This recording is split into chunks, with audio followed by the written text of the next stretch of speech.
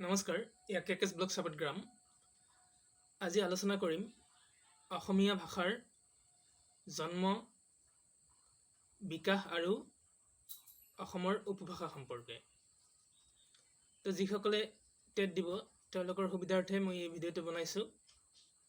ইয়াৰ পিছত আৰু বেলেগ ভিডিঅ' বনাম টেট সম্পৰ্কীয়। তো চেনেলটো ছাবস্ক্ৰাইব কৰি ৰাখিব, লাইক কমেণ্ট আৰু শ্বেয়াৰ কৰিব। কিবা ক'ব লগা থাকিলে কমেণ্ট কৰি জনাব। তো আৰম্ভ কৰিছোঁ ভিডিঅ'টো। প্ৰথমে আমাক জানিব লাগিব অসমীয়া ভাষাৰ জন্ম কেনেদৰে হ'ল। অসমীয়া ভাষাৰ জন্ম হৈছিল সম্ভৱতঃ খ্ৰীষ্টাব্দ 950 মানত। তাৰ আগতে ভাৰতীয় ভাষাসমূহক বিশেষ তেনেধৰণে নামাকৰণ কৰা হোৱা নাছিল। বহু বছৰ আগত খ্ৰীষ্টপূৰ্ব আনুমানিক 1500 পৰা 1600 শতিকাত কোনো নামাকৰণ কৰা নাছিল। তাৰপিছত ভাৰতীয় ভাষাসমূহৰ নামাকৰণ কৰা হ'ল। ভাৰতীয় ভাষাক সাধাৰণতে দুটা শ্ৰেণীত ভাগ কৰা হৈছিল। প্ৰথম অৱস্থাত সংস্কৃত আৰু পালি আৰু প্ৰাকৃত যিবিলাক ভাষা আছিল সেইবিলাকক এটা শ্ৰেণীত ৰখা হৈছিল, আৰু এটা শ্ৰেণীত ৰখা হৈছিল সংস্কৃত ভাষাক। তাৰপিছত পালি বা প্ৰাকৃত ভাষাৰ পৰা যিটো প্ৰাচীন প্ৰাকৃত আছিল তাৰ পৰা মধ্য প্ৰাকৃত সাহিত্যিক বা নাটকৰ যিবিলাক প্ৰাকৃত ভাষা সেইবিলাক বিকাশ লাভ কৰে, আৰু তাৰপিছত অপভ্ৰংশৰ সৃষ্টি হয়, আৰু ইয়াৰ পৰাই কালক্ৰমত অসমীয়া, বাংলা, হিন্দী, ওড়িয়া আদি ভাৰতীয় ভাষাৰ জন্ম হয়।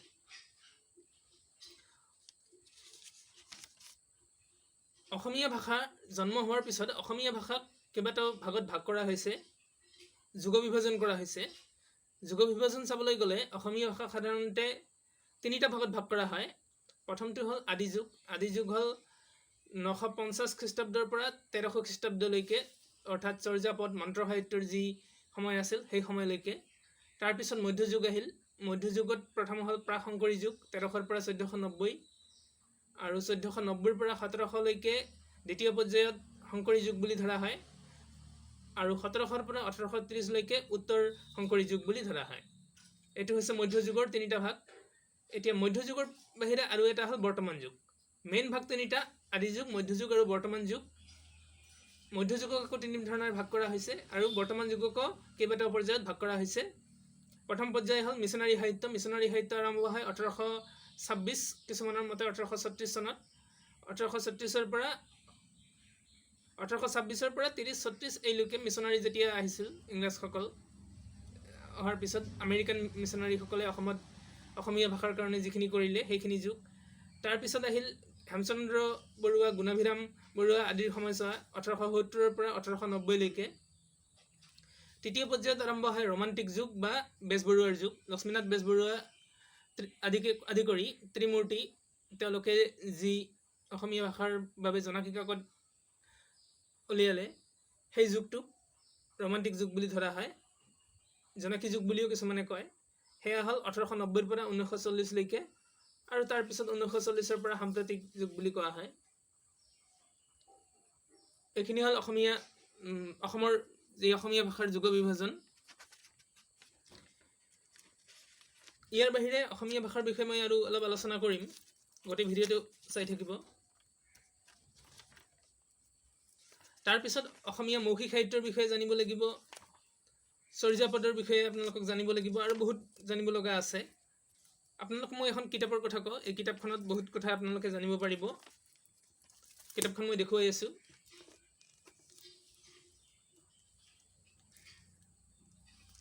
চাব পাৰিছে নিশ্চয়। অসমীয়া সাহিত্যৰ সমীক্ষাত্মক ইতিবৃত্ত। লিখক ডক্টৰ সত্যেন্দ্ৰনাথ শৰ্মা। এই কিতাপখন অসমীয়া মেজৰৰ কিতাপ। আপোনালোকক বিভিন্ন ধৰণে সহায় কৰিব পাৰে এইখন কিতাপে। যদি পাৰে কিনি ল'ব।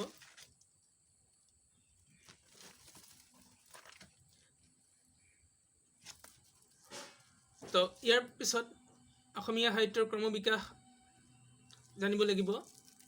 অসমীয়া সাহিত্য কেনেদৰে ক্ৰমবিকাশ লাভ কৰিলে। তাৰপিছত অসমীয়া সাহিত্যত শংকৰদেৱৰ যুগটো কেনেদৰে পাৰ হৈ গ'ল, বা তাৰ আগৰ যুগটো কি আছিল, এইখিনি কথাও আমাক জানিব লাগিব। অসমীয়া উপভাষাৰ সম্পৰ্কে জানিব লাগিব। আৰু কেইখনমান মই প্ৰথমে কিতাপ দেখুৱাই লওঁ। টপিকটো মই বেছি দীঘলীয়া নকৰি প্ৰশ্ন উত্তৰৰ শাৰীলৈকে যাম। তো কেইখনমান কিতাপ আপোনালোকক দেখুৱাই আছোঁ, পাৰিলে সংগ্ৰহ কৰি ল'ব। এখন হ'ল অসমীয়া সাহিত্যৰ সমীক্ষাত্মক ইতিবৃত্ত ডক্টৰ সত্যেন্দ্ৰনাথ শৰ্মাৰ। আৰু এখন কিতাপ আপোনালোকক দেখুৱাই আছোঁ। অসমীয়া সাহিত্যৰ বিষয়ে জানিব বিচাৰিলে এইখন কিতাপে আপোনালোকক যথেষ্ট সহায় কৰিব। অসমীয়া ভাষাৰ বিষয়ে জানিব বিচাৰিলে অসমীয়া ভাষাৰ ৰূপতত্ত্ব, অসমীয়া ভাষাৰ ৰূপতত্ত্ব, লেখিকা লীলাৱতী শইকীয়া বৰা। এইখন কিতাপত আপোনালোকে কি জানিব পাৰিব মই সংক্ষেপে কৈ আছোঁ। এইখন কিতাপত আপোনালোকে অসমীয়া ব্যাকৰণ সম্পৰ্কে বহু কথা জানিব পাৰিব। অসমীয়া ভাষাৰ বিষয়ে জানিব বিচাৰিলে আৰু এখন কিতাপ উপভাষাৰ বিষয়ে বিশেষকৈ আপোনালোকে যদি জানিব বিচাৰে অসমৰ ভাষা এখন কিতাপ আছে। এইখন কিতাপ পঢ়ি ল'ব পাৰে, অসমৰ ভাষা ডক্টৰ ভীমকান্ত বৰুৱাৰ। ইয়াতে অসমৰ উপভাষাসমূহৰ বিষয়ে আপোনালোকে জানিব পাৰিব। তাৰ বাহিৰে অসমত থকা বিভিন্ন জনগোষ্ঠীয় ভাষাৰ বিষয়েও আপোনালোকে জানিব পাৰিব। এতিয়া মই আহিছোঁ আৰু এখন কিতাপ। প্ৰথমে কেইখনমান কিতাপ দেখুৱাই ল'ম, তাৰপিছত প্ৰশ্ন উত্তৰ আলোচনা কৰিম। ভিডিঅ'টো সম্পূৰ্ণকৈ চাই থাকিব। এইবাৰ যিখন কিতাপ দেখুৱাম সেইখন হ'ল ভাষা জিজ্ঞাসা। সম্পাদনা কৰিছে ডক্টৰ লীলাৱতী শইকীয়া বৰা আৰু ডক্টৰ দীপ্তি ফুকন পাটগিৰিয়ে। এইখন কিতাপত কি আছে মই সংক্ষেপে কৈ আছোঁ। এইখন কিতাপত আপোনালোকে পাব অসমীয়া উপভাষাৰ বিষয়ে, দৰঙী উপভাষা, কামৰূপী উপভাষা, তাৰপিছত অৰুণোদয়ৰ সময়ৰ ভাষা সাহিত্যৰ বিষয়ে আপোনালোকে জানিব পাৰিব। অসমীয়া ভাষাৰ সৈতে সম্পৰ্কিত বাংলা, ওড়িয়া আদি ভাষাৰ বিষয়ে জানিব পাৰিব। কামৰূপী উপভাষাৰ বিষয়ে জানিব পাৰিব। ভাষা বিজ্ঞানৰ বিষয়ে জানিব পাৰিব। ডিমৰুৱা অঞ্চলৰ কথিত ভাষা, শংকৰোত্তৰ যুগৰ সাহিত্যৰ ভাষা, তাৰ বাহিৰে অসমৰ জনগোষ্ঠীয় ভাষাসমূহৰ বিষয়ে জানিব পাৰিব। লগতে চৰ্যাপদৰ বিষয়েও জানিব পাৰিব। তো এইখন কিতাপৰ পিছত মই আৰু এখন মাত্ৰ কিতাপ দেখুৱাম, তাৰপিছত মই নেক্সট প্ৰশ্ন উত্তৰলৈ যাম। এইখন কিতাপে আপোনালোকক যথেষ্ট সহায় কৰিব। অসমীয়া ভাষাৰ উদ্ভৱ, সমৃদ্ধি আৰু বিকাশ, লিখক ডক্টৰ উপেন্দ্ৰনাথ গোস্বামী। এইখন কিতাপত কি আছে মই সংক্ষেপে কৈ আছোঁ। এইখন কিতাপত অসমীয়া ভাষাৰ সম্পূৰ্ণ বিৱৰণ আপোনালোকে পাব।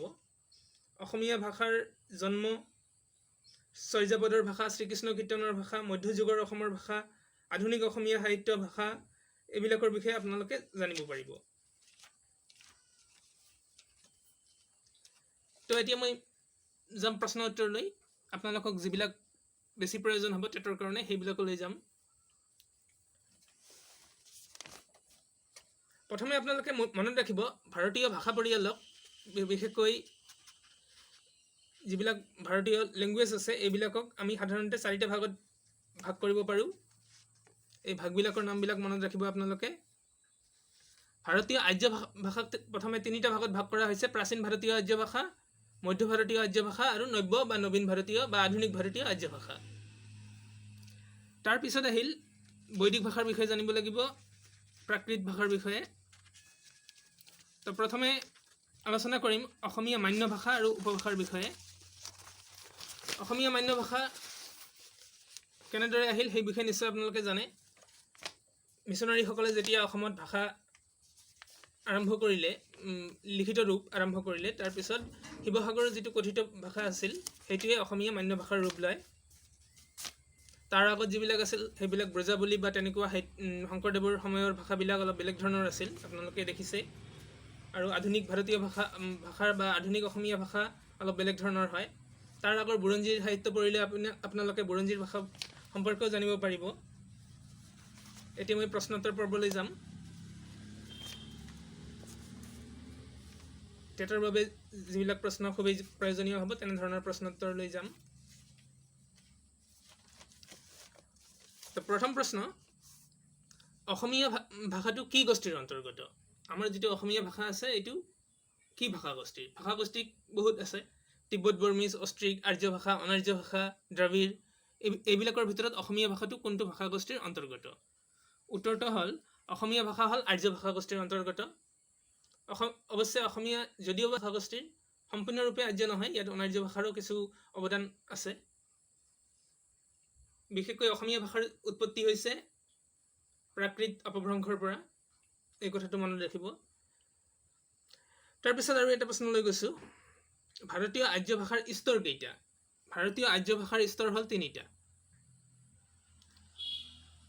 তাৰ পিছৰ প্ৰশ্ন অসমীয়া ভাষাত প্ৰভাৱ পেলোৱা এটা উল্লেখযোগ্য জনগোষ্ঠীৰ নাম মানে বেলেগ অনাৰ্য কোনটো জনগোষ্ঠীয়ে অসমীয়া ভাষাত বিশেষ প্ৰভাৱ পেলাইছে উত্তৰ হ'ব তিব্বত বৰ্মী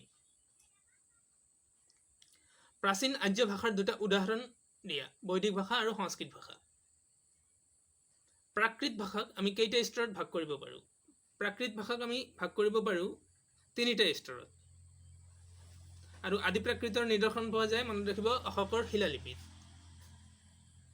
আৰু অপভ্ৰংশৰ নমুনা যিখন গ্ৰন্থত পোৱা গৈছে সেই গ্ৰন্থখনৰ নাম হ'ল কীৰ্তিলতা এইখিনিতে আপোনালোকক এটা কথা মই উল্লেখ কৰিব বিচাৰোঁ কিছুমান বস্তু আমি অধ্যয়ন কৰাতকৈ শুনিয়ে বেছি মনত ৰাখিব পাৰোঁ সেইকাৰণে বস্তুখিনি শুনি থাকিব হয়তো কিছু আপোনালোকৰ কামত দিব সহজীয়া বৌদ্ধাচাৰ্যসকলৰ যিবিলাক গীত আছে সেইবিলাক আমি ক'ত পাওঁ সেইবিলাক আমি পাইছিলোঁ সেইবিলাক আমি পাম চৰ্যাপদত তাৰপিছত কৈছোঁ চৰ্যাপদবোৰৰ অসমীয়া ভাষাৰ কিহৰ লগত মিল আছে ধ্বনিতত্বৰ লগত মিল আছে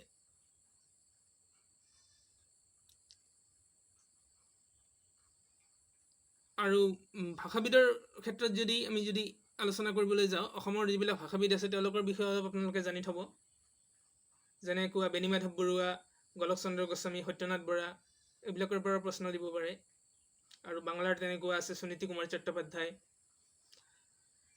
উপভাষা কাক বোলে প্ৰশ্ন থাকিব পাৰে উপভাষা কাক বোলে উত্তৰ হ'ল ভাষাৰ আঞ্চলিক ৰূপক উপভাষা বোলে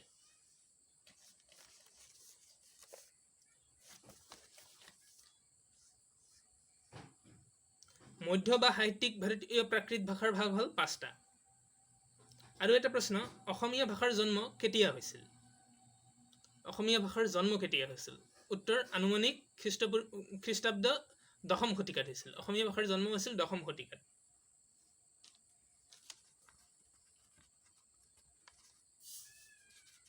এতিয়া যাম তাৰ পিছৰ প্ৰশ্নলৈ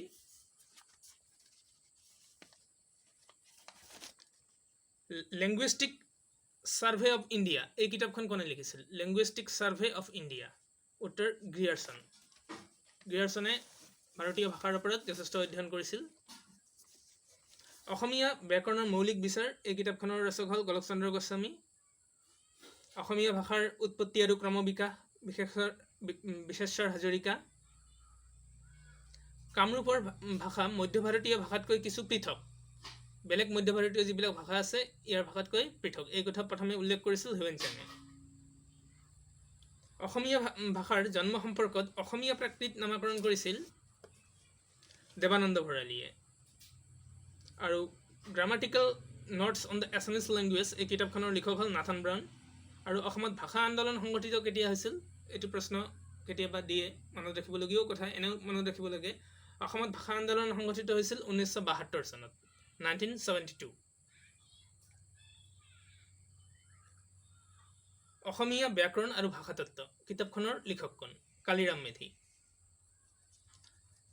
প্ৰত্ন অসমীয়া ভাষাৰ ৰূপতাত্ত্বিক বিশ্লেষণ এই কিতাপখন কোনে লিখিছিল উপেন্দ্ৰনাথ গোস্বামী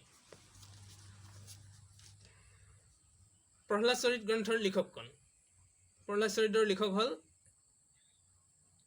হেমহৰ সত্ৰী তাৰ পিছৰ প্ৰশ্ন কথাগীতাৰ ৰচক কোন কথাগীতা কোনে লিখিছিল উত্তৰ ভট্টদেৱে এইটো আপোনালোকে আগতেও পাইছে কথাগীতা ভট্টদেৱে লিখিছিল হয়তো প্ৰশ্নটো সলনি কৰি বেলেগ ধৰণেও দিব পাৰে ভট্টদেৱৰ সম্পূৰ্ণ নাম কি এটিও হয়তো দিব পাৰে ভট্টদেৱৰ সম্পূৰ্ণ নামটো মই কৈ থৈছোঁ বৈকুণ্ঠনাথ ভাগৱত ভট্টাচাৰ্য অসমীয়া নাট্য সাহিত্যৰ ৰচক সত্যেন্দ্ৰনাথ শৰ্মা শংকৰদেৱে বৰগীত লিখিছিল এই বিষয়ে আপোনালোকে জানে সকলোৱে জানে শংকৰদেৱে প্ৰথম যিটো বৰগীত লিখিছিল এই বৰগীত কোনটো আছিল উত্তৰ হ'ল শংকৰদেৱে লিখা প্ৰথম বৰগীতটো হ'ল মনমেৰি ৰাম চৰণহি লাগু কথাগুৰু চৰিত্ৰৰ সম্পাদক কোন আছিল উপেন্দ্ৰ চন্দ্ৰ লেখাৰু পুৰণি অসমীয়া বুৰঞ্জীৰ সম্পাদক হেমচন্দ্ৰ গোস্বামী প্ৰথম বাইবেল অসমীয়ালৈ অনুবাদ হৈছিল 1813 চনত আৰু অৰুণোদয় বাৰ্তালোচনীখন কেতিয়া প্ৰকাশ হৈছিল এইটো এটা ইম্পৰ্টেণ্ট কোৱেশ্চন অৰুণোদয় বাৰ্তালোচনী প্ৰকাশ হৈছিল 1846 চনত। অভা উষা অৰ্থাৎ অসমীয়া ভাষা উন্নয়নী সাধিনী সভা কেতিয়া প্ৰতিষ্ঠা হৈছিল? 1888 চনত। আৰু সিহঁতে উলিয়াইছিল যিখন মুখপত্ৰ, সেই আলোচনীখনৰ নাম আছিল জোনাকী। জোনাকী যুগক বেজবৰুৱাৰ যুগ বুলিও কোৱা হয়। আৰু জোনাকী কাকত প্ৰকাশ হৈছিল প্ৰথম 1889 চনত। অসমীয়া ভাষা সম্পৰ্কে আৰু কেইটামান প্ৰশ্ন কম, তাৰপিছত উপভাষা সম্পৰ্কে যাম।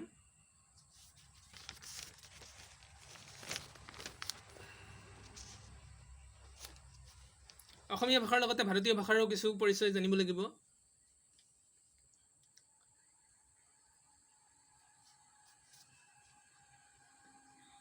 অসমৰ নামনি অঞ্চলত গঢ়ি উঠা সাহিত্য সংস্কৃতিৰ কেন্দ্ৰস্থলীটোৰ নাম কি? উত্তৰ হ'ল কামতাপুৰ।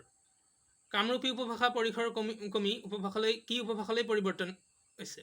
কামৰূপী উপভাষাৰ পৰিসৰ কমি উপভাষালৈ কেতিয়া পৰিৱৰ্তন হৈছে? উত্তৰ হ'ল 17 শতিকাৰ পিছত। 1000 বছৰ আগেৰ বাংলা ভাষাৰ নমুনা, এই কিতাপখনৰ লিখক কোন? হৰপ্ৰসাদ শাস্ত্ৰী।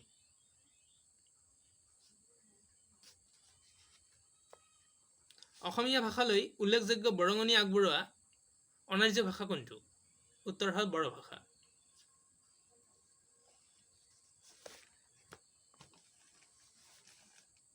অসমীয়া ভাষাত প্ৰৱেশ কৰা ৰুমাল, কাগজ, কিচমিচ এই শব্দবিলাক কোন ভাষাৰ পৰা আহিছে?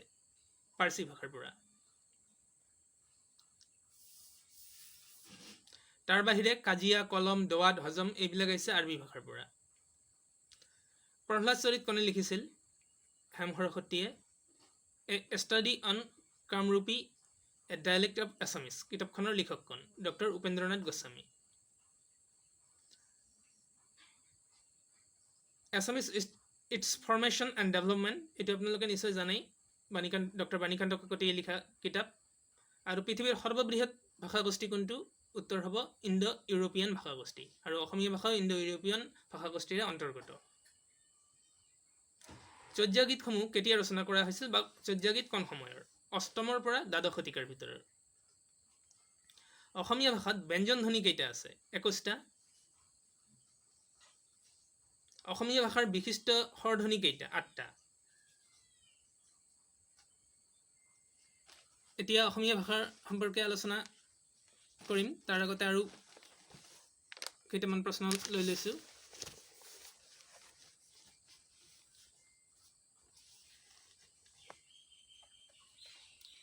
অসমীয়া ভাষালৈ অহা বাংলা শব্দ কেইটামান হ'ল ৰসগোল্লা, ভেজাল, এইবিলাক হ'ল বাংলা শব্দ। কীৰ্তিলতা গ্ৰন্থৰ ৰচক হ'ল বিদ্যাপতি।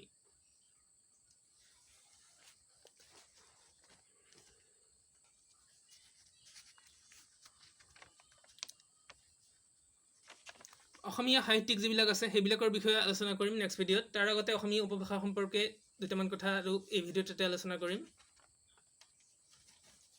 অসমৰ উপভাষাক বহুকেইটা ভাগত ভাগ কৰা হয়।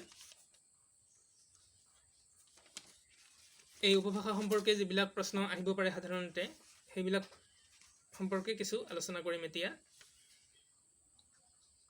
অসমীয়া ভাষাৰ প্ৰধান উপভাষা কেইটা? 2টা। নামনিৰ উপভাষাৰ এটা ভাগ যিটো আছে, কোনটো নামনি অসমৰ উপভাষা নহয়? 4টা দিয়া আছে, গোৱালপাৰীয়া, কামৰূপী, বৰপেটীয়া, শিৱসাগৰী। ইয়াৰে নামনি অসমৰ কোনটো নহয় এইটো আপোনালোকে জানে, শিৱসাগৰীয়া। তাৰপিছত প্ৰশ্নটো আহিছোঁ, অসমীয়া ভাষা আৰু উপভাষা এই কিতাপখন কোনে ৰচনা কৰিছিল? অসমীয়া ভাষা আৰু উপভাষা। উত্তৰ হ'ল উপেন্দ্ৰনাথ গোস্বামী।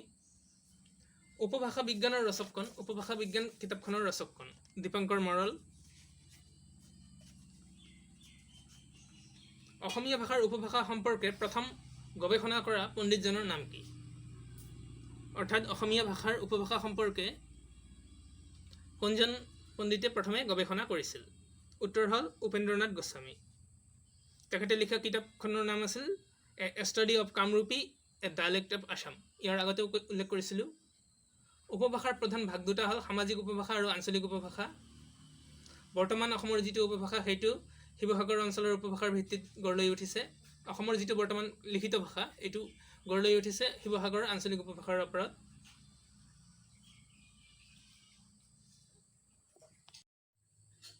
তো আজিলৈ এই ভিডিঅ'টো এইখিনি পৰৱৰ্তী নেক্সট বেলেগ টপিক লৈ আলোচনা কৰিম লগতে ভিডিঅ' মই দুই প্ৰকাৰে দিম এটা হ'ল ভিজুৱেল মানে মই নিজে দেখা যোৱাকৈ আৰু এটা হ'ল স্ক্ৰীনত প্ৰশ্নবিলাক আহিব আপোনালোকে দেখিব পাৰিব মই কেৱল ভিতৰৰ পৰা বেকগ্ৰাউণ্ডৰ পৰা কৈ যাম তেনেকুৱাভাৱেও দিম আপোনালোকৰ কোনটো বেছি পছন্দ হয় সেইটো মোক জনাব সেই হিচাপে মই ভিডিঅ'বিলাক বনাম তো আজিলৈ এইখিনিয়ে এৰিছোঁ পৰৱৰ্তী আকৌ লগ পাম চেনেলটো ছাবস্ক্ৰাইব কৰি ৰাখিব লাইক কমেণ্ট আৰু শ্বেয়াৰ কৰিব মই যিমান দূৰ পাৰোঁ প্ৰতিটো বিষয়ৰ ওপৰত প্ৰতিটো টপিকৰ ওপৰত যিবিলাক চিলেবাছ আছে যিখন চিলেবাছ আছে চিলেবাছৰ প্ৰতিটো বিষয়ৰ ওপৰত মই আলোচনা কৰিম নমস্কাৰ ধন্যবাদ